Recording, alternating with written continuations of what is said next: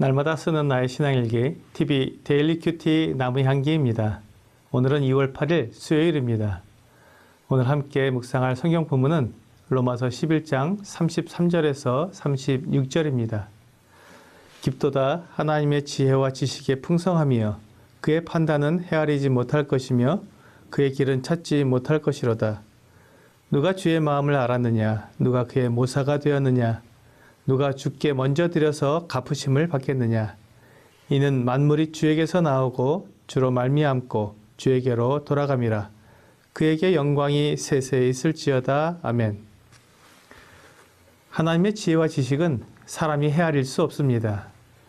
사람은 이 지구상에 있는 만물이 어떻게 만들어졌으며 어떤 원리로 작동을 하는지 다 알 수 없습니다. 사람은 하나님께서 만들어서 두신 것들을 사용하기에도 바쁩니다. 현대과학이 하는 일은 새로운 물질을 만들어내는 것이 아니라 하나님께서 만들어 두신 물질을 찾아내서 그것을 이용해서 어떻게 우리가 원하는 작용을 하게 할 것인지 그 원리를 찾아내는 것입니다. 하나님은 이 세상을 만드실 때 그런 원리들을 다 만들어 놓으셨고 그것을 통해 온 우주를 운행하고 계십니다. 그리고 사람은 그 원리들을 찾아내는 일을 하고 있는 것입니다.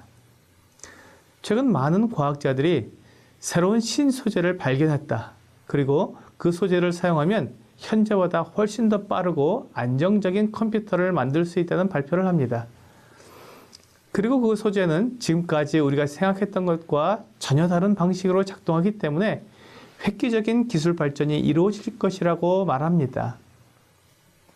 이러한 과학자들의 발표를 가만히 들여다보면 그 과학자가 자기가 어떤 소재를 만들었다거나 어떤 원리를 정했다는 것이 아니라 그런 소재를 발견하고 또 원리를 찾아냈다는 것입니다. 이것이 중요합니다. 사람은 이미 있는 재료와 원리를 계속 발견하고 찾아낼 뿐이지 그것을 만들어내지는 못한다는 것입니다. 그러면서 사람들은 그렇게 한정적인 과학적 이론으로 하나님이 있다느니 없다느니 말합니다. 오늘 본문은 우리에게 분명히 말씀하고 있습니다.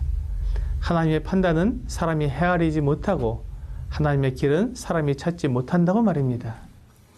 우리가 하나님에 대해 알 수 있는 것은 극히 적은 부분입니다. 사실 사람은 하나님이 아니라 사람 자체에 대해서도 많은 부분을 알지 못합니다. 사람이 어떻게 만들어졌으며 사람을 구성하고 있는 이 세포들이나 유전자들에 대해 많은 지식을 쌓아왔지만 사람에 대해 알지 못한 영역은 여전히 많이 있습니다. 사람의 신체를 연구하는 과학자들과 의사들이 평생 연구해도 다 알지 못하는 신체의 원리들이 남아 있습니다. 사람의 정신을 연구하는 학자들이 이런저런 이론으로 사람의 정신을 정의해 보지만 사람의 정신을 몇 마디 단어로 정의하기란 너무 광대하고 다양합니다. 심리학자들은 진정한 내가 누구인지 밝혀내기 위해 많은 연구와 노력을 하지만 여전히 미지수입니다. 그리고 이렇게 신체와 정신이 어떻게 연결될 수 있는지, 사람의 생명은 무엇인지, 어떻게 시작되었는지 그 근원을 알 수 없습니다. 성경은 하나님께서 사람에게 생명을 불어넣어 주셨다고 말씀하고 있습니다. 사람의 생명의 기원은 하나님입니다. 또한 동물들과 식물들의 생명의 기원도 하나님입니다. 그렇기 때문에 사람이 계란의 모양과 성분은 똑같이 만들 수 있지만 계란에서 병아리가 태어나게 만들 수는 없습니다. 이렇듯 하나님의 판단과 길은 사람이 다 이해하지 못합니다. 사람은 하나님을 다 알 수는 없는 것입니다. 그리고 사람의 지혜로 하나님을 이렇다 저렇다 말할 수 없습니다.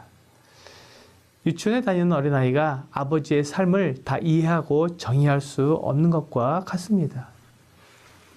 이렇게 하나님은 우리가 이해할 수 없을 만큼 크고 놀라운 지혜와 지식을 가지고 계십니다.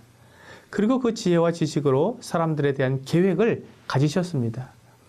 사람들이 죄를 짓고 멸망하게 되었을 때 그들을 구원하실 계획을 가지신 것입니다.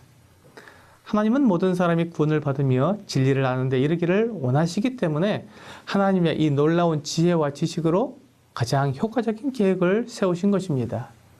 그것이 이스라엘 백성을 택하셔서 그들로 하여금 온 세상에 하나님을 나타내게 하신 것입니다.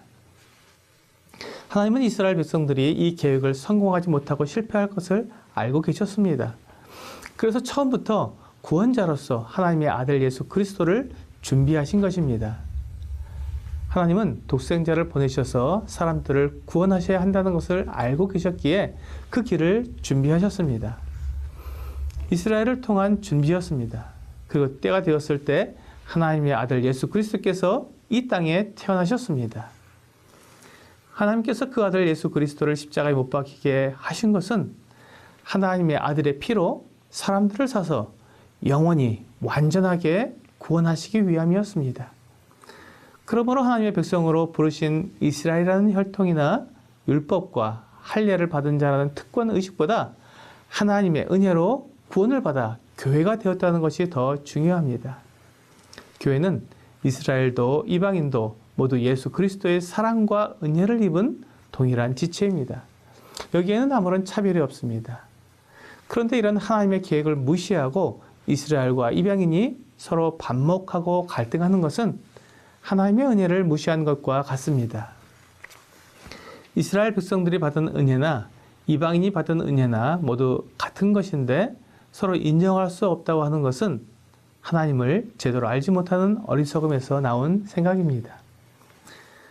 오늘의 적용 질문을 보겠습니다. 나에게 있는 것 중에 주님께 받지 않은 것이 있습니까? 그것을 생각하며 하나님께 감사드리십시오.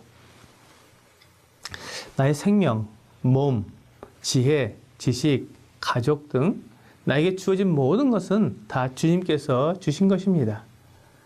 우리는 빈손으로 태어나서 빈손으로 돌아가게 됩니다. 그렇게 아무것도 없던 나에게 하나님이 모든 것을 주셨습니다. 그러므로 내가 가진 것으로 다른 사람들에게 자랑하거나 하나님을 대적하는 것은 어리석은 것입니다. 나에게 있는 모든 것을 주신 하나님께 감사하며 나와 동일한 은혜를 입은 사람들을 인정하는 것이 참된 지혜입니다. 오늘 내가 하나님께 받은 것을 생각하며 그것을 비교하기보다는 감사하고 서로 사랑하는 여러분과 제가 되기를 주 예수님의 이름으로 기도합니다.